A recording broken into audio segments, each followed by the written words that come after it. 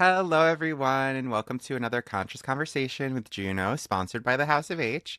Today, our special guest is one of my favorite people, Eshan, who I've been on your podcast several times, and I'm so lucky that you decided to Yeah, come on mine. So thank you. Eshan, yeah, please introduce yeah. yourself.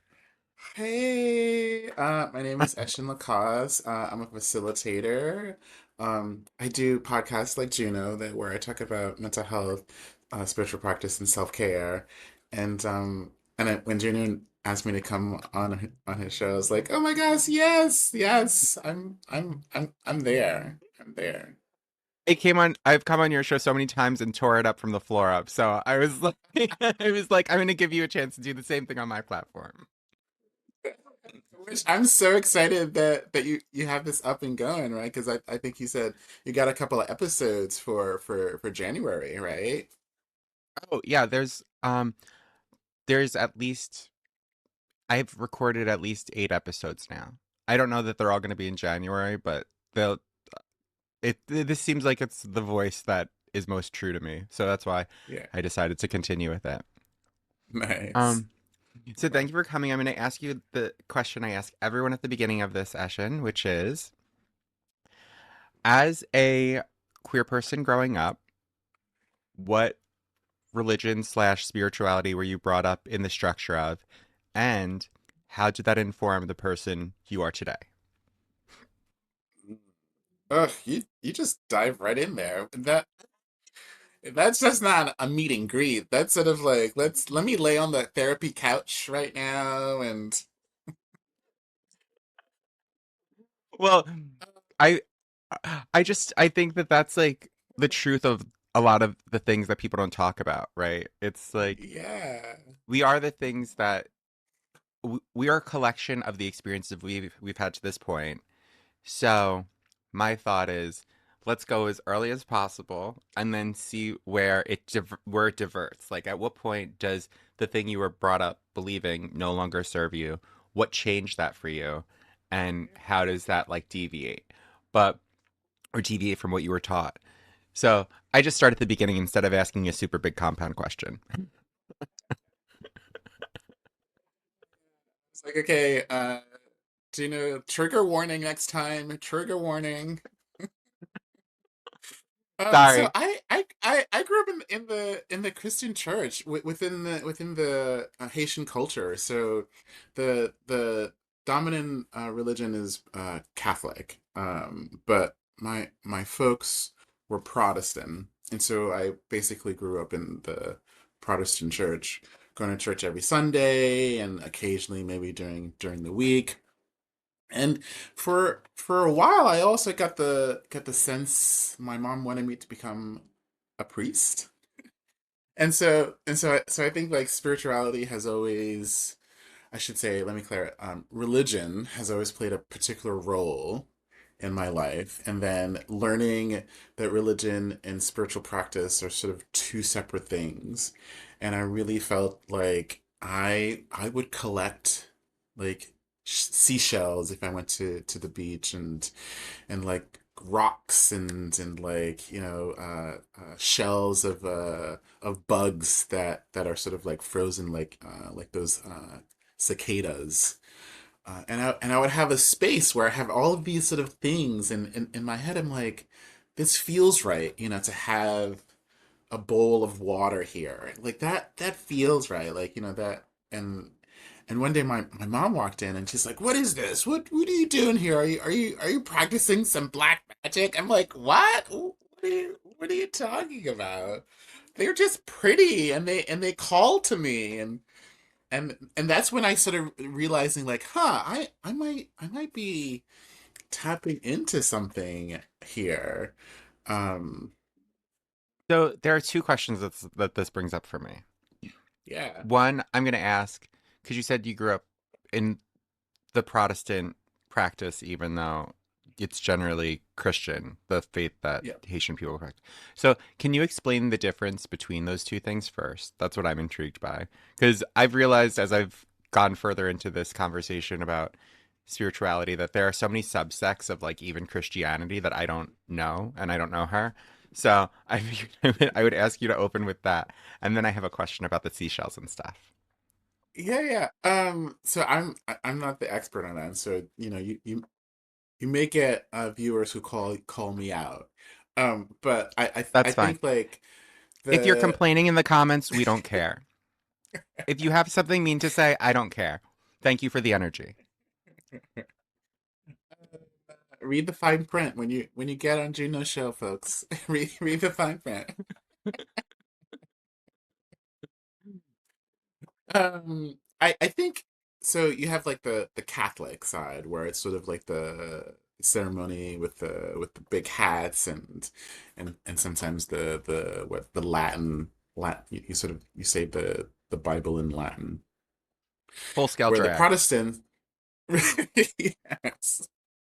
Where Protestant it's like, the pastors can marry. Like they could be in a marriage and have kids.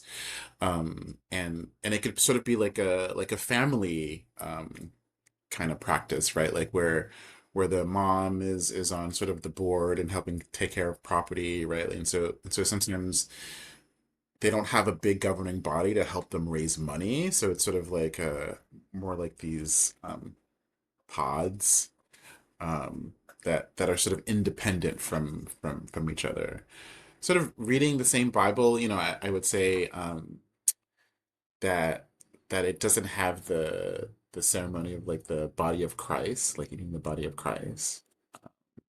Oh, That so no mid mass snack. no, that's not. Okay, works.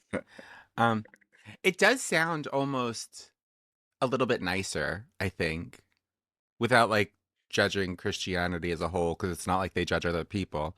But I Right, right. I'm very But intrigued.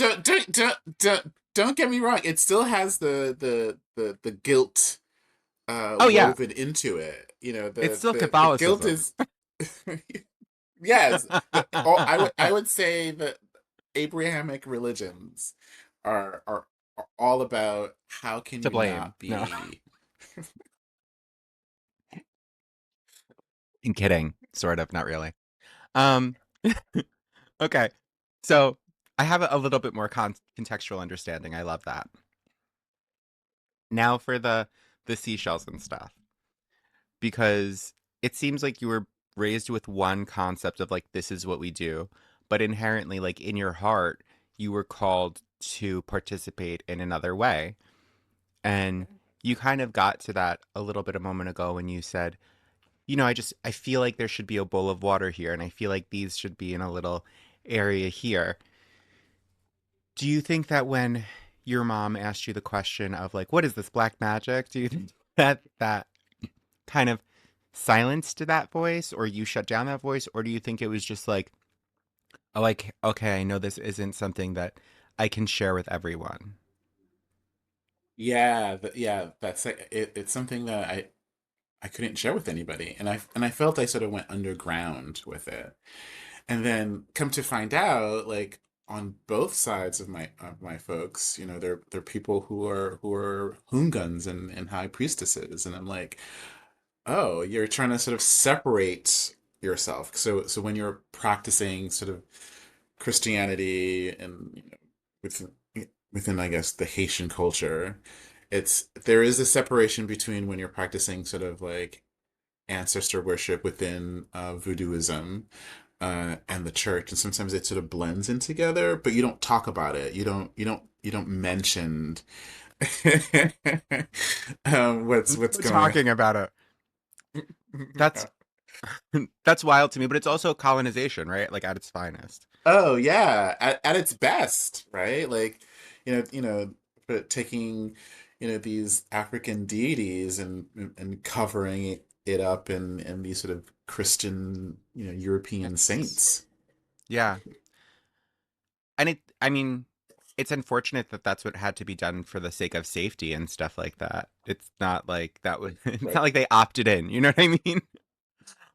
It was right, kind of thrust upon them. So at what point in your journey of I'm practicing this thing privately and also I'm I'm experiencing this outer influence saying this is how I should practice it? At what point did you kind of split and say this is what I'm practicing, this is what I'm exploring more, or did you just like stay in that kind of polarity of both of them playing roles even if you didn't necessarily want them to play role, like want one of them to be there or not?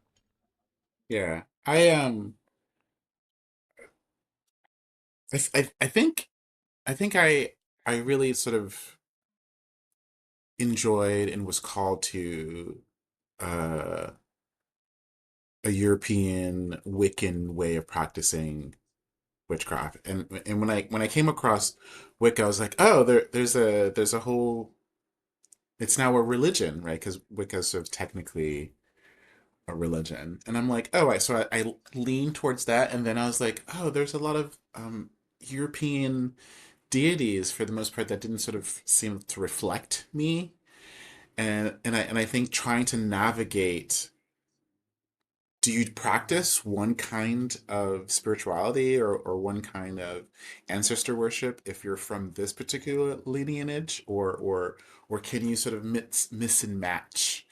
And I sort of was really reconciled with myself to try to find, like, do I stick to one path? Is it Wicca? Do I stick to that, or do I go to stick to one path with his Ifa or any of the Yoruba practices, or do I be more pagan? And how do I sort of navigate through all of that? And like, should I get a teacher to help me navigate? Should I be in a coven to help me navigate? But I'm like, Yeah. I'm pretty a loner.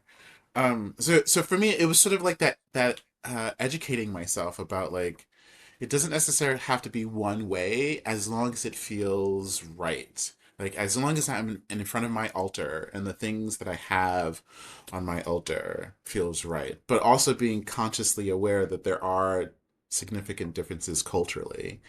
And if I'm honoring one deity, I have to sort of make sure that there's space for that. Um, Yeah.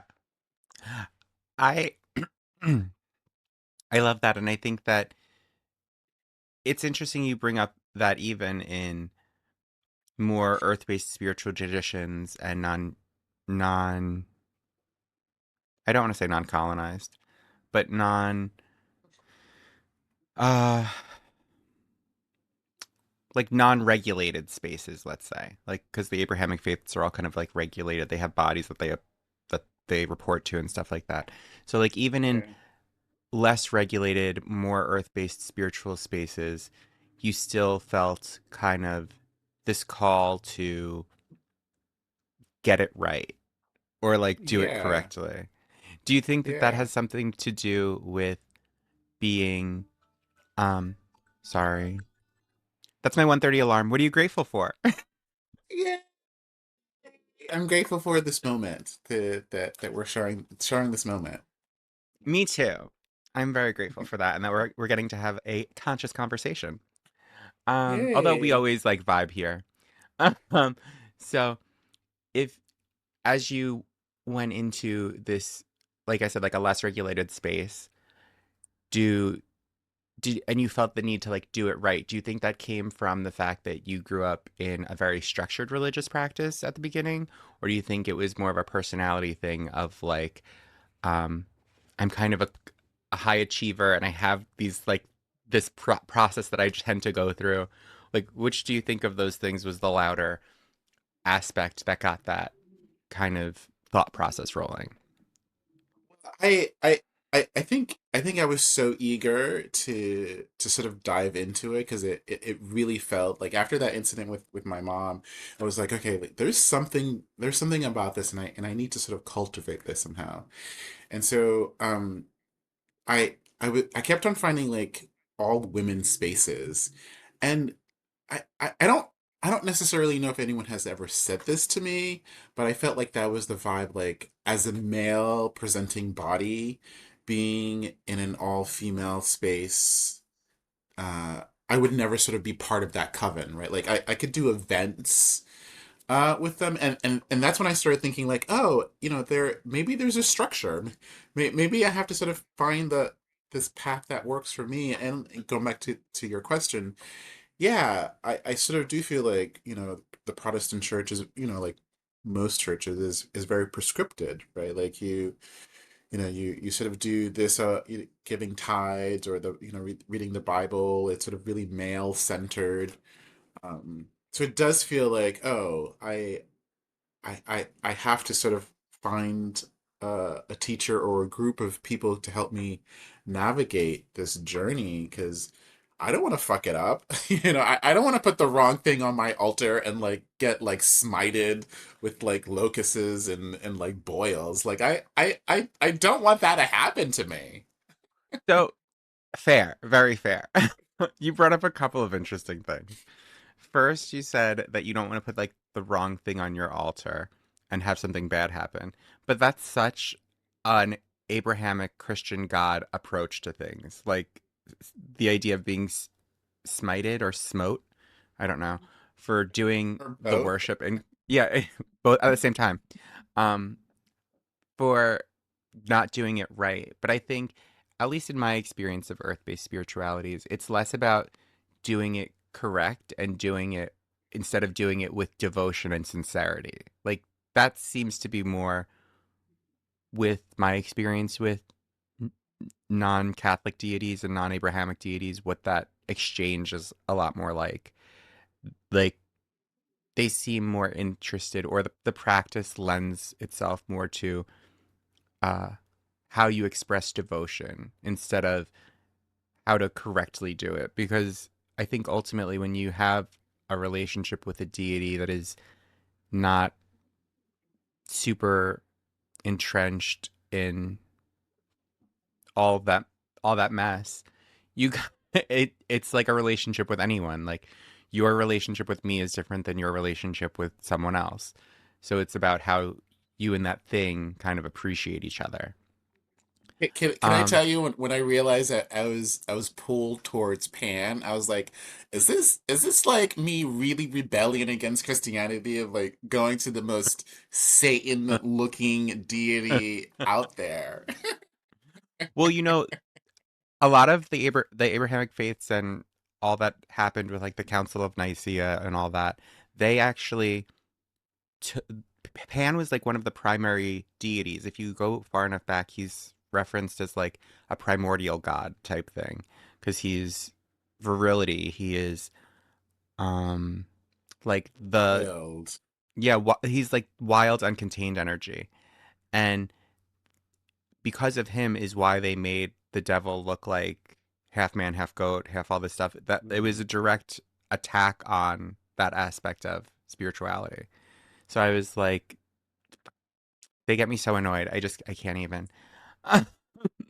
And Can I say that the amount of like mentally untangling that prejudice, right? Like the mentally yeah, untangling the that I'm not doing anything wrong here. Like there is this calling to be nature, and if I'm doing a ceremony, like it feels right to sort of literally claw my hands into the soil to sort of tap into energy and soak that up, right? Like that feels right to me. Like, how can that be wrong? Like how can that be evil? This sort of primal energy that acknowledges nature and its most beautifulest and rawest form ever. Like, that's scary to y- most people, I would imagine.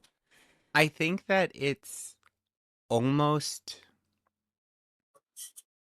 I think it's definitely ungrateful to not see the beauty of this planet while you're on it. And I think a lot of religions, some of which come off like death cults, have this way of creating a hierarchy of the spirit and all the stuff happens up here when you're not here anymore. So just focus on this.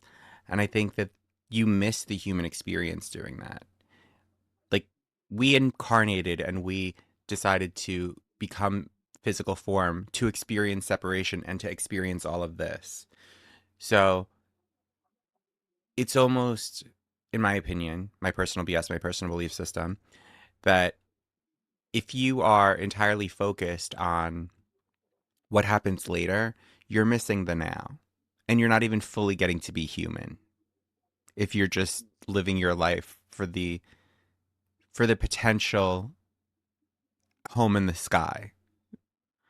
Because even if you think about it, like heaven, as most Christian and Abrahamic faiths believe it, is like this place that is not here, but also not too far away because it's right in the clouds. It's this weird thing. So even in even in death, it's about being here. So I'm like, do we not see what's actually happening? Like we need to just appreciate the time and place and space that we're in. We need to find the holiness in the current moment, and that just But it but I think that's why capitalism works so well, right? Like in the sense of like, well, you should really like buy that thing now because you might be dead, right? Like, there's something about that instant gratification that feels good like at this moment. I don't want to think about the future. I don't want to think about anything else. I just want to gratify myself here and now, which, it isn't mindfulness or but any of don't you that sort think of. that the reason we don't want to think about death is because of the fact that death is a gamble with your immortal soul. Death is, are you going to be damned forever, or are you going to live in this place where no one can actually realistically get there because of the quality of we require to get in? You know what I mean? Since when did death become a VIP club? I just can't. I can't deal with it. I think it's insane, and I think that capitalism and Christianity and anything that says there's like a forever place where you go to suffer is they're both evil. I, I can't see the I can't see the connection in terms of how you're actually experiencing holiness or divinity through a structure like that. So the for me the flip side about this that I And maybe it's also sometimes because I'm that I see. queer and it wasn't built for me. None of it was built for me. So maybe I'm just Right, right. making a social commentary as someone who this whole thing was not even made for. You know what I mean? And that you have the ability, the luxury to think about this stuff, right? Like I think there's a blessing in being, um as the young kids say, woke, right? There's a beauty in that I ability. woke. Am I accidentally woke? You are woke. Careful that might come back and bite you. I can deal with it. I've got plenty of cake for But them to like eat. It's fine. but like when we sort of like mingle this idea of like capitalism and Christianity and like finances, right? Like, it, do people have time to think about some of this profound, beautiful question, right? Like, like some folks are holding down two jobs to be able to pay for their kids, Christmas or whatever, or um I I'm had a client who literally, like, her husband died after like years in recovery, struggling to be sober, um and then, he's gone.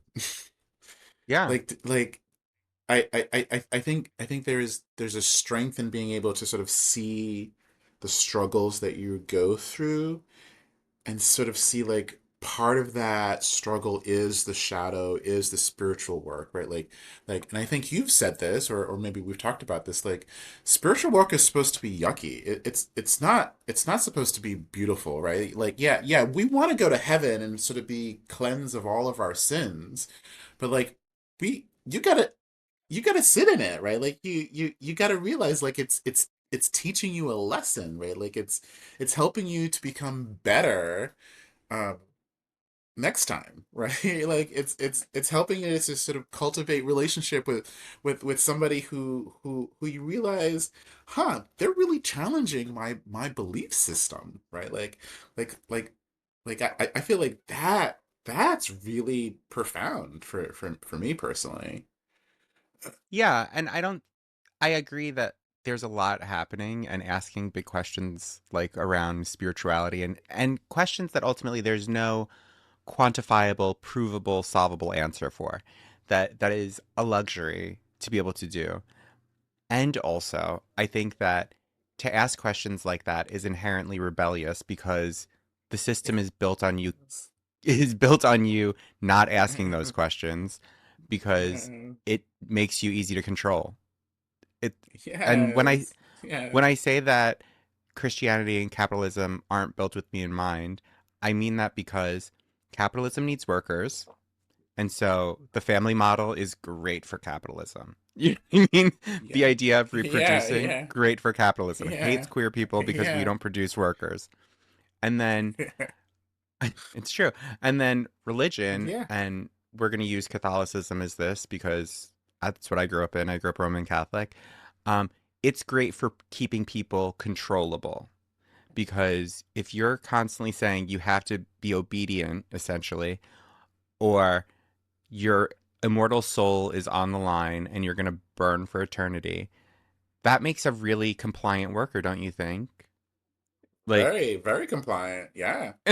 so I Yeah. think that it's like asking questions about spirituality and asking questions about where your place is in the world is a very silent act of rebellion. And I think Yeah. that thinking these thoughts, even if you maybe don't have the time or ability to finance them, like pursuing them, I think asking them is still vitally important Yeah. because Yeah. it if you are being forced to participate in a system and you don't even know what it's doing to you, then isn't that in a way like assault? Yeah. Yeah. Sorry if that's like heavy. Well, okay, so like the Christian church was built on uh buying property from wealthy men who weren't going to marry. And so, in order to sort of be part of this collective, like they donated their land. And so, it was always a financial benefit to have more land, more properties to build more churches. So you could sort of show off your bling and your beautiful, crystal window. Um, but was it ever really about people? Like, in order to be saved, you gotta give us all your money, like, because you're not gonna take it with you, and to sort of help, cure you of your sins. This give it to the church, and we'll give you a ticket, we'll give you a pass. That says you're good. No, you don't look this way. Don't look this way. Don't look It's behind like the a curtain. bribe. It's like a bribe. Like you bribe your way into heaven. If you just pay enough, you could just, like that. And I don't know. Like I've been to like witchy covens, and yeah, they need, not need, but they ask for donations, or the person who's doing a workshop, right? Like it doesn't feel like it's a, I don't know, like you're being swindled. Is it, you know, Like in or bamboozled. in my opinion, and there's still something you said last time that I want to go back to about like women spaces in witchcraft and stuff like that. But I do want to address the financial component of what you said just now, which was that I think it's different because when you, at least me, I'm speaking for me, this is my opinion, this is my belief system. When I've gone to a Catholic mass, I've never really felt connection. I feel like I'm being talked at more than anything. And I Yeah. think that when I've been in Catholic spaces, there's really very little room for interpretation of the stories. And I remember when I was in catechism, I would get in trouble for like asking questions about stories and things like that. And I'm like, well, couldn't that also mean this? That was never welcome. So I think that in earth based spiritual spaces, whether they be like covens or any type of other gathering, there's a desire for questions. There's a desire for understanding collectively Yeah. deeper. There's a desire for um, how this how it works for you within the context of the whole. There's this Mhm. idea of you can be an individual and also part of the whole, which is not really. I've never felt that in a Christian or Catholic space. So I think that's why it doesn't feel as like yuck when you are donating at a gathering versus at a mass. Because also it come like with mass, at least in my experience, they pass around like a basket once or twice throughout the thing at different points when they're telling you what's happening. And it just feels like, oh, you're supposed to be doing this. There's no real understanding as to, I mean, I'm sure if you're reading the bulletin and stuff, they're like, we're gonna repaint the ceiling or something. But it just doesn't, I don't know. It just feels so detached Yeah, and also expected. and I think to your point, right? Like I feel like when I'm at my altar, or when I finally like sort of get myself together enough to actually do a ritual, I I feel more connected, right? I don't necessarily feel like I'm being talked at. Like when you said that, like there's someone between you and the divine, right? It's like when I'm practicing, it's me and the divine, or and depending on what I'm practicing, the divine is in me, right? So Yeah. so I think it there's a different relationship that forms when you have an individual that's sort of the physical gatekeeper of your spiritual well-being, which to me feels, I don't know, um shady. Colonized, separatist, elitist. We can go down a whole bunch of them. Like, there's many ways we Okay. could describe this. I mean, we're already going to get people angry, so I hope you're okay with that, Eshin. I know, I know, I know. I did not expect it to go down this deep. I was not expecting that. Sorry. But I Uh, should have known. I should have known. And every time we get together, we go there, or at least I follow you there. I'm fine being the heavy. Heavy is the head that wears the crown. I'm fine with being the fall guy in this case.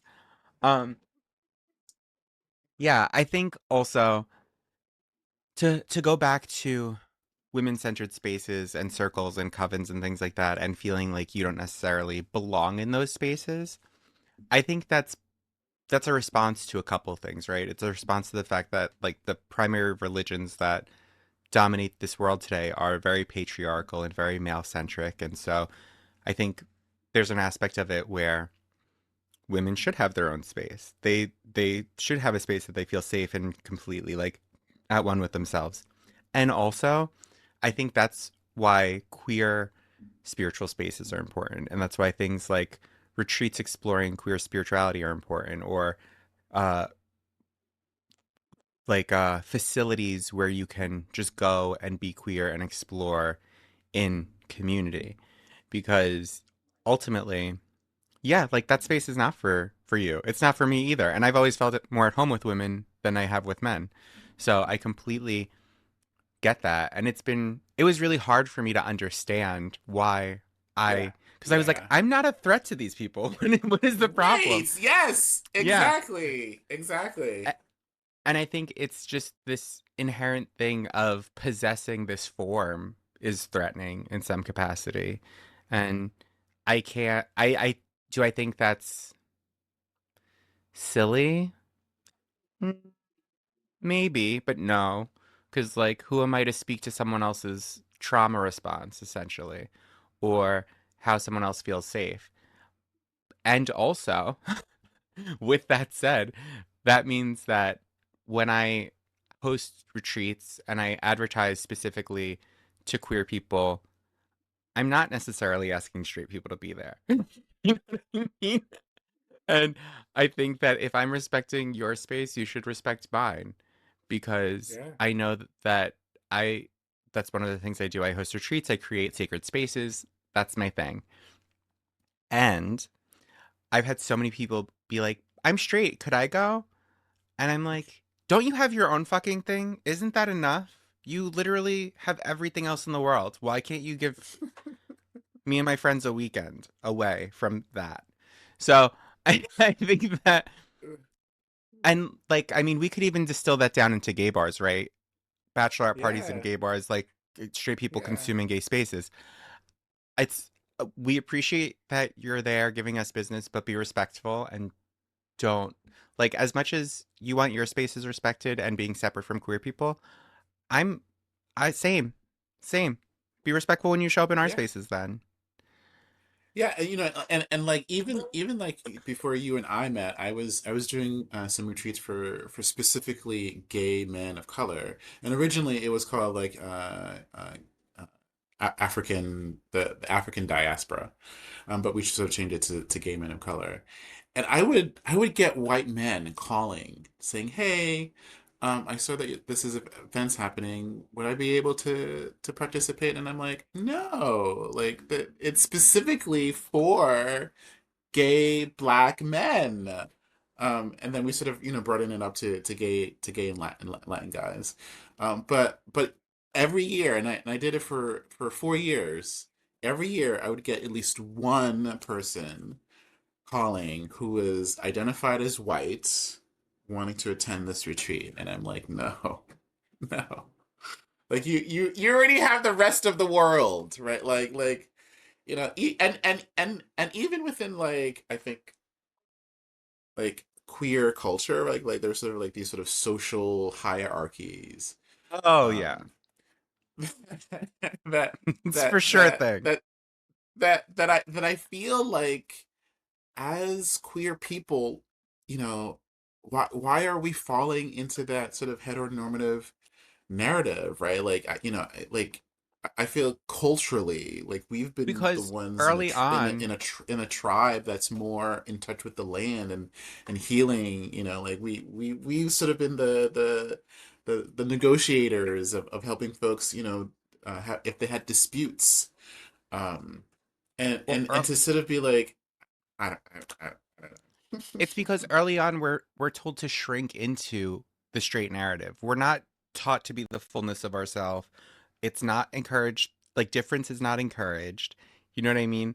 So Yeah, when you're asking why do we try to force ourselves into the heteronormativity of it all, is because we've been indoctrinated to do that. We've been yeah, even if you've been accepted by your family, in many cases, socially, you're still kind of told to not be you in many right, cases as a queer right, person. So I think that's why there's that inherent spillover into queer culture where effeminate gay men are usually seen as less than masculine gay men. And if you're someone who identifies as exclusively a bottom, many times you'll get shit from people that are tops or that are even, it's just this weird, toxic, chauvinistic male culture. It's all patriarchy wrapped up in a different mhm, blow, basically. Patriarchy and colonization. I hate to constantly bring it back to that, but they're the problem for literally everything. Um, did you know that there's a town in Oregon, I think it is? In Yeah, in Oregon, where it's all women. No men are allowed there, not even as a really? guest. Yeah, and What? if a woman there gets pregnant and has a boy child, they have to leave and they can return after the child is 18 and like on its Oh, own. that sounds like very Amazonian culture, kind of. I live for it. And it's like it's amazing to me. They're completely off grid. Do you want to know the last time there was a crime there? When? 1970. And it was probably when the last man was there. Probably. So I'm like, it's almost like men are universally the problem. It's almost like if women ran this shit, it would be so much better.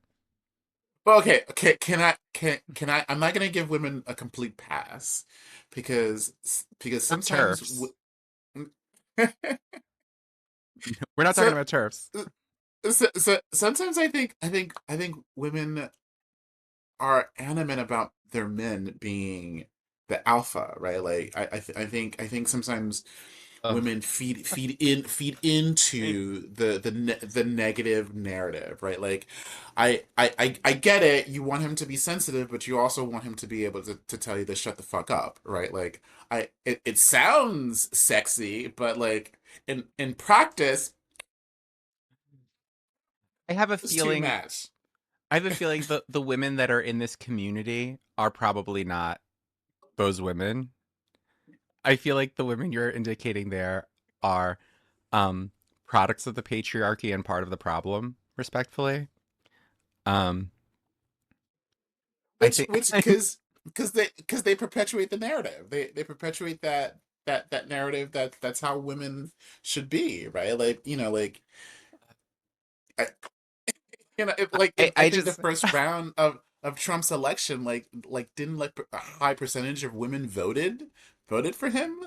They're and the irony is he would rather women not vote. That's the other thing that's like wild to me. He's he's like it's they come out in crazy. droves, but I'd rather them not have a political opinion. Can't you just stay home barefoot and pregnant? I That's just want them to be beautiful, smile, and big titties, right? Like that's.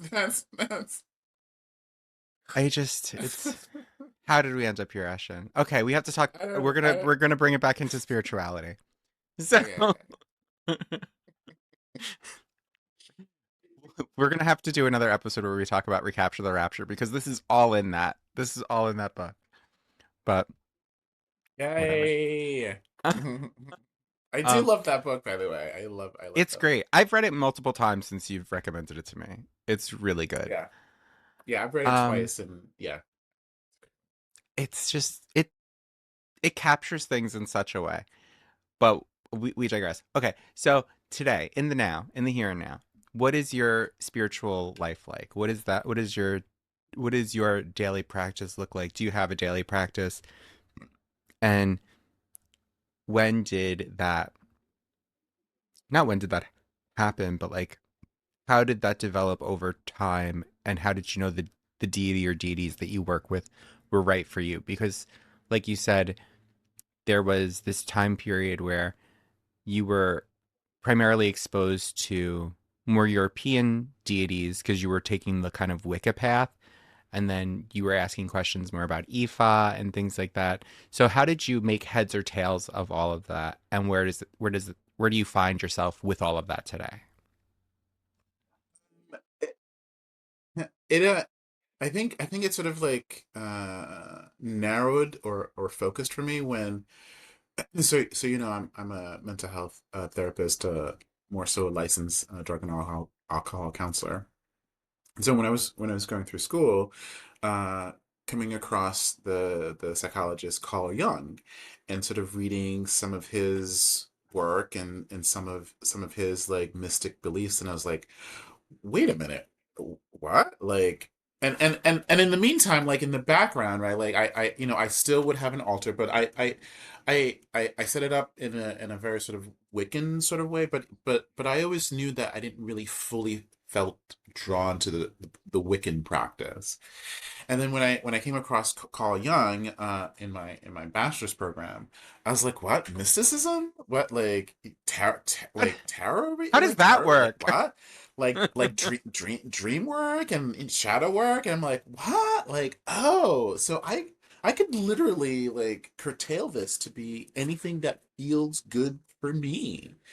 Um, and so that's when I sort of like revamping my whole research of really not only diving into sort of some of Carl Jung's belief system, but just like what resonated with me, and I started like looking at my family lineage and sort of seeing that part of a huge part of my family comes from the part of Africa of Benin, and looking at what are the deities there, and sort of feeling called to one particular one than others, but still feeling a connection to sort of like really primordial energy. And so like I have a an altar for Pan, or the Horn God, more in the summer months.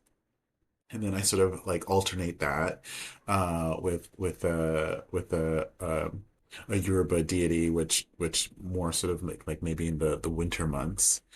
Um, and sort of I sort of alternate that, and sometimes years I just have one deity on the altar for that whole year.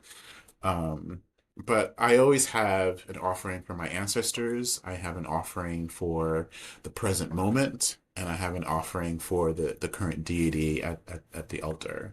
And so like every morning Huh? I love that.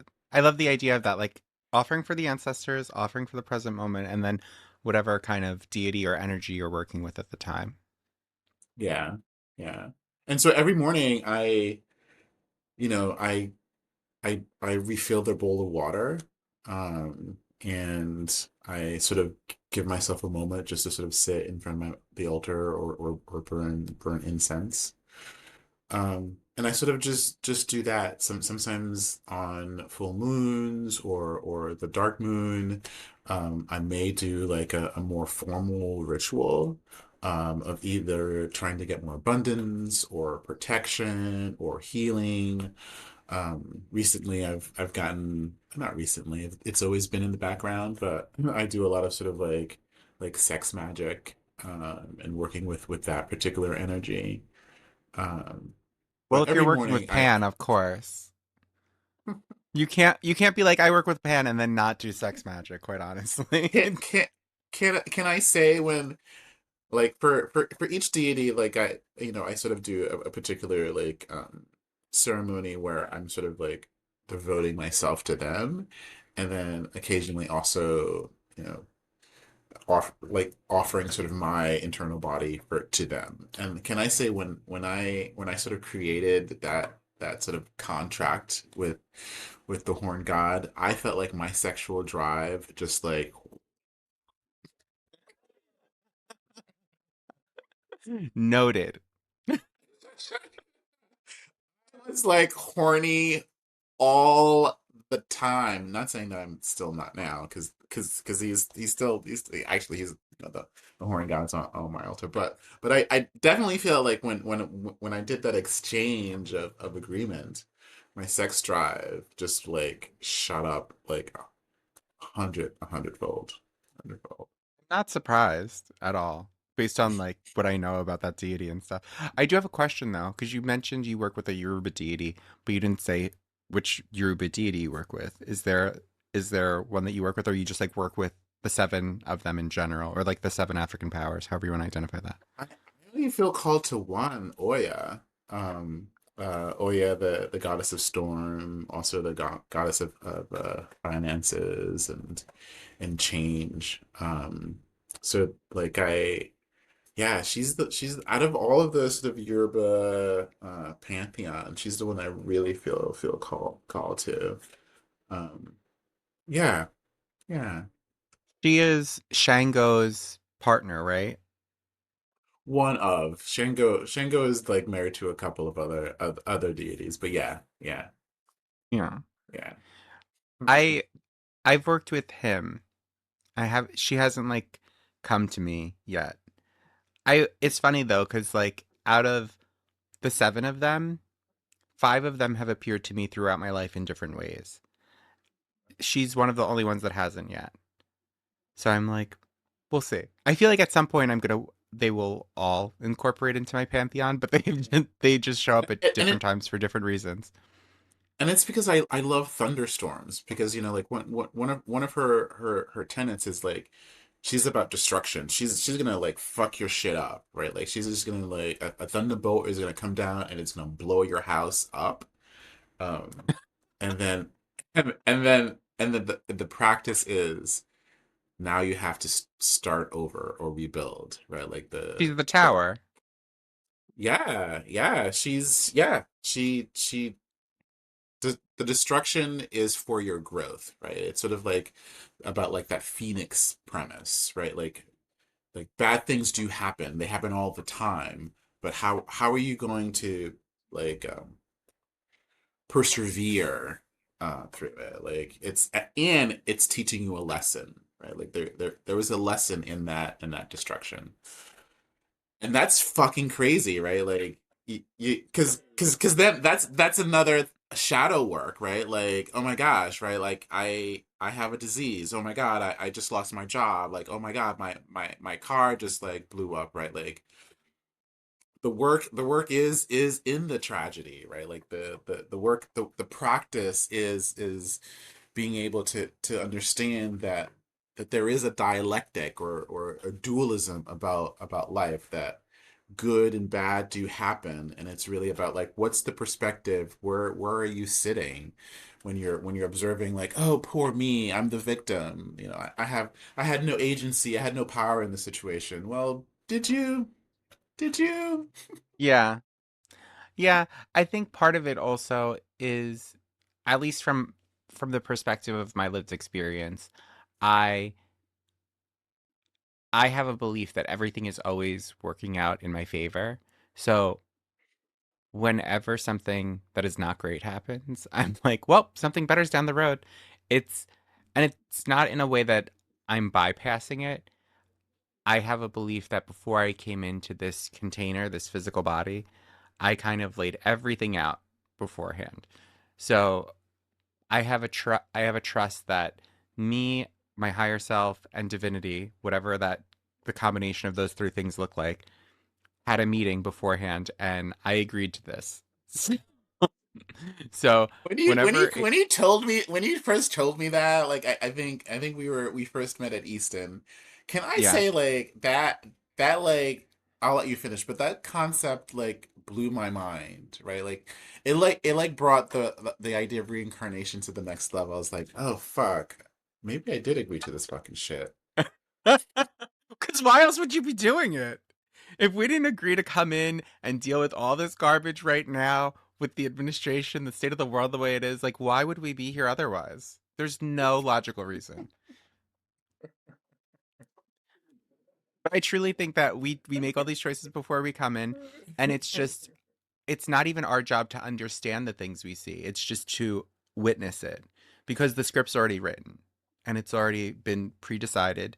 And that doesn't mean you give up and you're like fatalistic and you're like, "Oh, I'm just well, if it's all written anyway, what's the point?" That's not what it is. It's about finding your role in the pantomime of life that we're existing in and living that role to the fullest extent that you can in your most authentic voice, in your most love-filled voice, in your kindest, most bridge-building voice. It is not about that. What I just said is not a permission slip for people to fall into victim mentality. It's actually Yeah, quite the opposite. It's a, it's a source for creating empowerment for yourself through the understanding that your soul chose this so that you could come here and learn from this instead of staying in unity consciousness where there's like no friction or no area for growth. We come in when there are times that are hard because we don't get that outside of this container. So right, why not enjoy the full scope of right. it while you're here? I don't know. That's my opinion. It's my personal BS, my personal belief system. No, you know, it's like when you know when you shared that with me, because you've shared that thought with me. It felt like one of those moments you're in therapy and your therapist just like laid some like heavy shit on you, and you're just like, fuck, I got Can we more not work do to this do. right now? Like you just gave me more fucking work to do. Well, yeah, I mean, why be here if we're not asking the big questions? I don't know. That's the most It's pleasurable part of true, existence for me, thinking big but thoughts. I also do believe that there are some people who are predisposed to not wanting to ask those questions. I think there are individuals who are just not set up to view the world in such a magical way, and I don't know if that makes me sad, right? Because there are also individuals who can't who don't even have an imagination, right? Like they don't have pictures. All they see is like is blank. And so to not be able to envision, you know, a dreamy scene, and you know that's lush and sexy and like vibrant. I, I can't think I can't imagine life without my imagination. Like ugh. So for me, yeah, there are people who Ugh. just don't who are just not who just don't get this, right? Like Yeah, we might as well be speaking Chinese. I think that um I understand what you're saying. I also think that if you can ask you can choose to not ask yourself these questions or you can hear things like this and have it not affect you. What a luxury. Because I think you're if you are living in a way that is like small and self-contained and you're not, like, you can't enter this realm of thought process. It's like it is sad, but also it's probably really simple and easy to live your life. So, Yeah, I yeah, mean, if that makes you happy and maybe you're not thinking these thoughts because this is a vacation life for you in between more challenging existences or something, that's fine. It I don't think anyone gets to not ask these questions ever though. I think eventually everyone gets to a place where they're like, what's beyond this? I know for me right. that came early because when I was in catechism and I was in Catholic school and I was asking questions to people that were supposed to be in leadership, like CCD leaders and stuff like that. I was always the one that they were like, "We can you not ask this question?" Or like, "We'll answer that later." And I'd be like, "Okay," and then they would not answer it later, and I'd be like, "I have that question still." And so, like, I think that it's just maybe it's in some people differently, but Can I can think it's can can I also say, and I may have said this already, but and this is a general statement that I yeah, just feel like queer people are just more spiritually sensitive. I just think that, like, we're wired to be more spiritually sensitive than most people, and some people are more in tune than others, and some people just have a sense of like, this is the direction I should be going into. Um, but I do believe, like, like, going back to your statement about the contract, right? I do believe the it's not only realizing like, oh, okay, I made the agreement to do this, but it's also to experience it, right? Like, yeah, to feel it, to embody not only the good but also the bad that comes with being human. Uh, which I think is a spiritual practice unto itself, right? Because I think as queer folks, we we're more able to see suffering and change it, right? Like, and make it joyful, or create a whole organization like the House of H, right? Like, my God. I'm gonna take this energy and like and flip it, manifest it, right? Like, I think as queer folks, and it maybe it's the artistic thing, right? Like, oh, queer folks Yeah. are more I artistic. think we just see I think we see the world differently. And I know I use this expression a lot because it wasn't built for us. But when you, in my opinion, when a space is not built for you, you're not there to shrink into the confines of the container. You're there to expand the boundaries of the container. Like, this world, though comfort is nice, this world is not about being comfortable or or everything being easy. You know what I mean? The friction and the experience is why we're here. And so maybe it's just because I'm a little bit defiant and I have a big case of you don't tell me.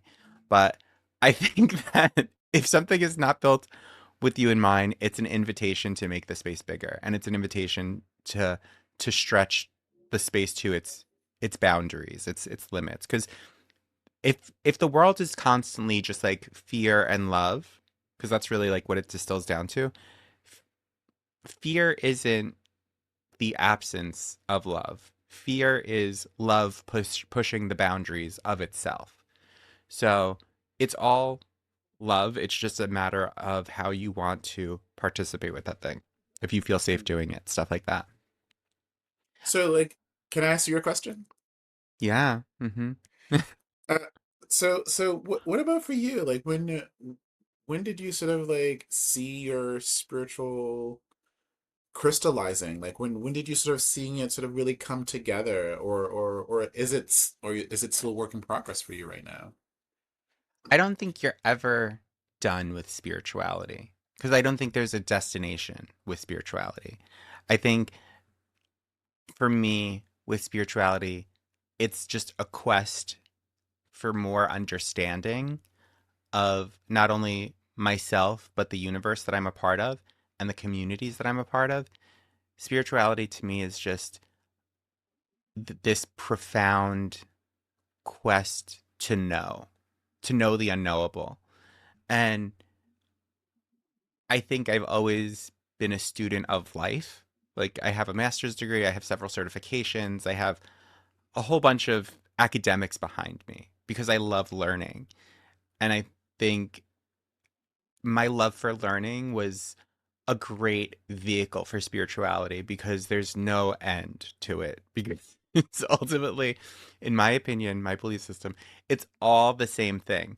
So, whatever you're looking at or praying to or anything like that, it's all divinity, but we can't truly understand like you can loosely experience a universal consciousness moment. You can loosely understand that through an experiential moment, but you can't point at oneness. You can't point at unity because then you're not a part of it anymore. So you're separating yourself to point at it. So ultimately, I think all religion and all spirituality is just that oneness wearing a different mask that makes it easier to understand for our little human brains. And so my pursuit of and quest of understanding that oneness is my spirituality. And so I think it's not a matter of it ever being done. I think it's just a more nuanced, refined understanding each time I visit it. Mm, And like, mm. do you need anything to be spiritual? No. You could be in a completely blank room and be spiritual AF. You don't need any spell components. Even if you do witchcraft, you don't need any spell components. You don't need any anything. You just need yourself and divinity. But for me, I love the ritual theater of it. I love the rose petals and I love the crystals and I love the candles and I love the bowls and I love all of the things. Like if I'm going to be incarnated and I'm going to have to be subject to the material world anyway, I'm going to figure out a way to make it the most beautiful, the most theatrical, the most because to live in the who wants to live in the least? You know what I mean? Who wants to Yeah, this is going to be such a capitalistic way of expressing this, but like who wants knockoff when you can have the real thing? You know what I mean? Like yeah, who yeah. wants to have the artificial flowers when you can smell a real rose? I don't know. That's my opinion. That's my personal belief system, my personal BS. But I like to keep these around an hour, and we're heading over an hour now. So, Eshan, I'm going to give you the opportunity to close us out with a thought, and then if you'd like, you can tell people how to reach you, where to find All Wise Transformations on YouTube, because I'm going to tag this there anyway. And and then we'll sign off, and then I'll say goodbye to you off camera. All right. Well, thank you so much for inviting me. As always, I love our conversations because we really go deep and I realize like I need more of that in my life. And for folks, if you don't have somebody that you can have deep conversations with, I don't know what you're doing. So find somebody you have a deep conversation with, and because it really brings you in the moment, and I think part of the practice is being in the moment. 100%. So Juno, thanks for practicing with me. Anytime. I love you so much, Eshan. Thank you for coming on my show. I'm gonna close this now, and then we'll say goodbye separately. Okay. Wait, bye.